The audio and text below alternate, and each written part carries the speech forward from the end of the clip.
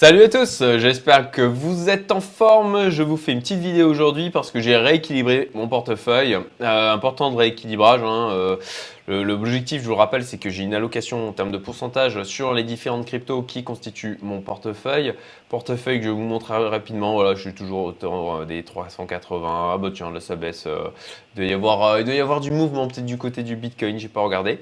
Donc rééquilibrage, ben, c'est tout simplement de réaffecter par rapport au pourcentage que j'avais prévu sur les différentes cryptos, ben, celles qui dépassent le pourcentage alloué, j'en vends, et celles qui sont en dessous, eh ben, je rachète, mais d'une manière éclairée. Et c'est pour ça, enfin en tout cas ce que j'estime éclairé, vous en jugerez de votre côté.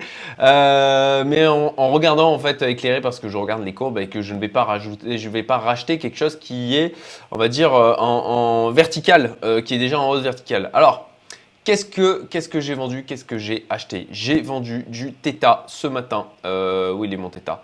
Theta, voilà. Ouh, il est en train de corriger. Il est en train de retomber. Donc j'en ai vendu par là à peu près. C'était a priori pas un mauvais move. Donc j'ai vendu du Theta.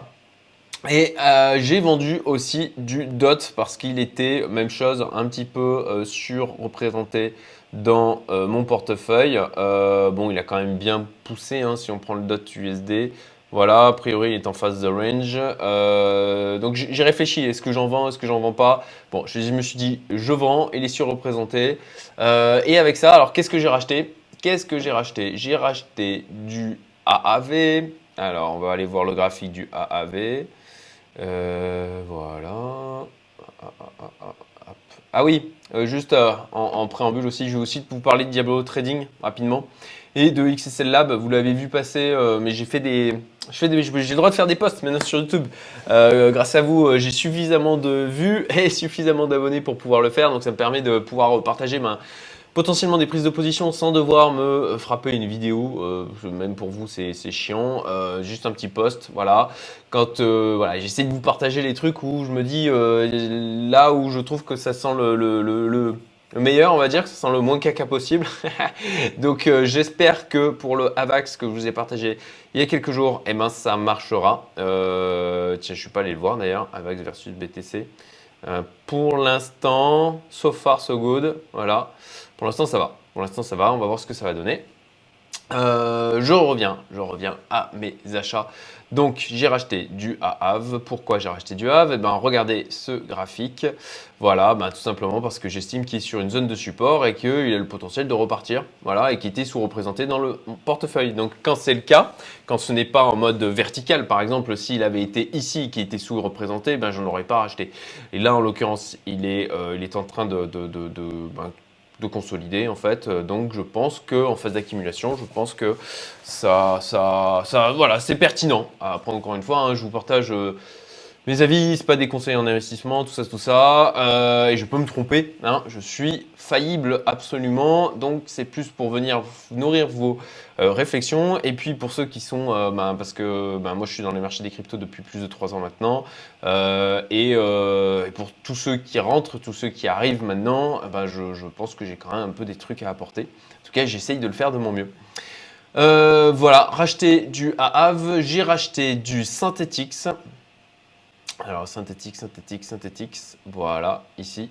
Donc, pareil, pourquoi j'en ai racheté? Parce que, à mon sens, il a une belle tête graphiquement. Je vais passer en daily. Peut-être un peu plus lisible. Voilà. Voilà. Donc, à voir potentiellement sur un peu une zone de support. On va voir s'il repart. Mais bon, même chose, sous-représenté versus BTC dans une bonne. Voilà, versus USD a priori en phase un peu de range, quoi. Il a bien poussé. Bon, à voir. Ça me semblait, en tout cas, cohérent de rééquilibrer et d'en racheter. Alors le XRP. Le XRP est toujours surreprésenté dans mon portefeuille, mais franchement, je ne me sens pas d'y toucher. Voilà, quand on voit le graphique, hein, franchement, c'est pas beau. C'est pas beau du tout. Donc j'en ai toujours un peu, histoire de laisser courir parce que on sait jamais. On sait jamais, je pense que peut-être dans quelques mois, si les choses se calment autour du XRP avec la SEC, etc., eh ben, il a le potentiel de bien repartir. Donc c'est pour ça que j'en garde. Après, versus USD, bon, elle est sur, voilà, vous voyez, hein, sur a priori un support, mais il a tellement tendance à faire des pump and dump que je reste très méfiant et c'est pour ça que je n'ai pas. Il est vraiment, vraiment sous-représenté par rapport à ce que j'avais prévu à l'origine, hein, dans mon portefeuille, puisque normalement j'étais à 5%. Et là, il représente 1,10%. Voilà, donc vraiment, vraiment sous-représentation, mais vraiment, je ne me sens pas de remettre des sous dedans. Je préfère qu'il reparte, le voir repartir, me dire ok, c'est bon, il repart sur une dynamique haussière, qui est un signal vraiment clair là-dessus et louper une partie de la hausse plutôt que de re-rentrer maintenant. Surtout qu'il y a un coup d'opportunité, je pense qu'il y a des plus belles choses à faire ailleurs. Mais c'est mon avis, encore une fois.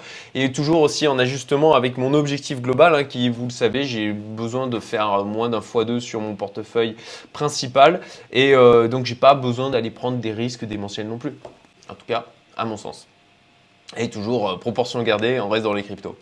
J'ai racheté du Chainlink, puisque lui aussi, je trouvais qu'il avait une bonne tête. Voilà, vous voyez, il a bien poussé, poupou, voilà, et au clair sur une zone de support versus BTC.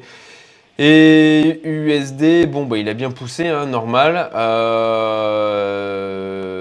Après, il est potentiellement en phase un peu de consolidation. Il peut peut-être repartir à la baisse si le Bitcoin repart vers le bas aussi. On va jeter un coup d'œil au Bitcoin d'ailleurs. Ça peut peut-être être intéressant. Ouais, ok, d'accord. Oui, bon, ben, il continue d'être en 55, 50, 57, 58. Bon, il travaille cette zone-là. Euh, hmm. On va voir. Ce qui serait peut-être cohérent, c'est qu'il rebaisse et qu'il reste entre les, peut-être, ouais. Alors je vous fais du pifomètre, hein, là, entre peut-être les 52 et range, entre les 52 et les 58. Peut-être qu'il repartira encore plus bas. Je ne suis pas certain. C'est pas ce sur quoi je parierais.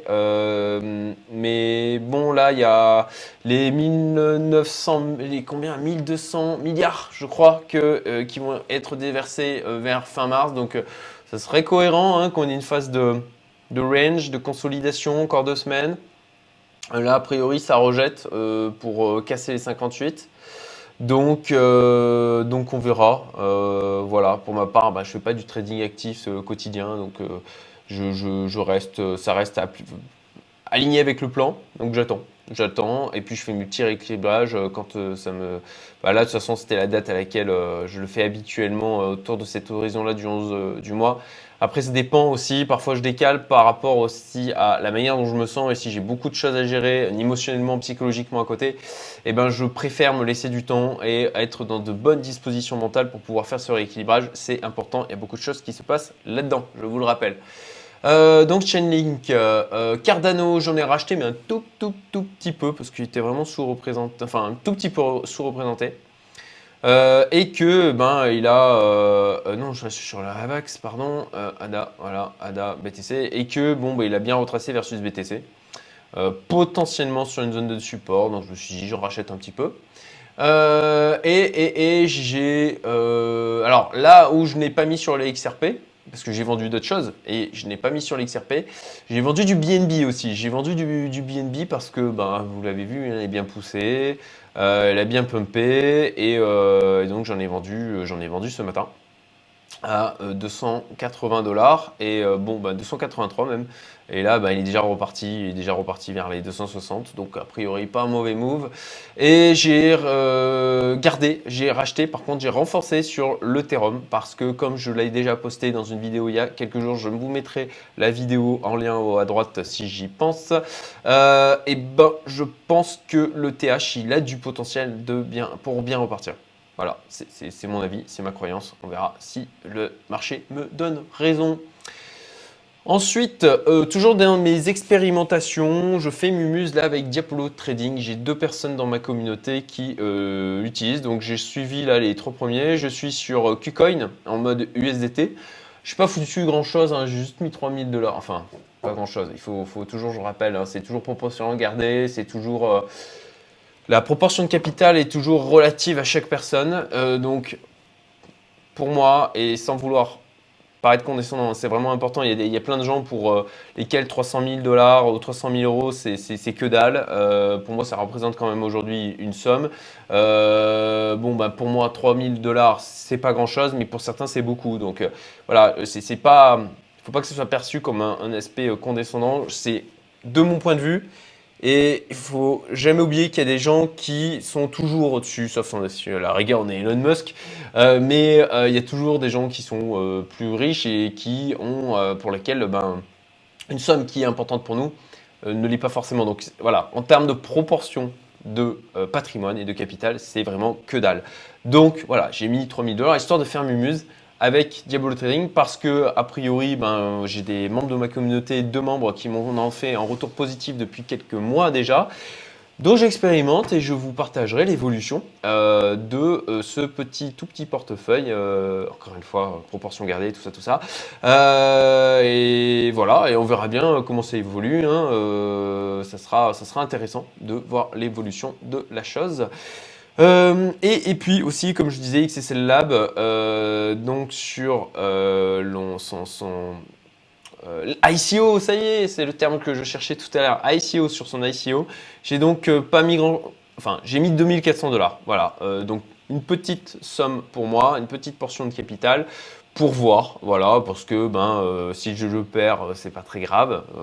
Si par contre ça performe bien, ça peut faire un petit rendement sympathique qui vient booster la performance du portefeuille. Voilà tout.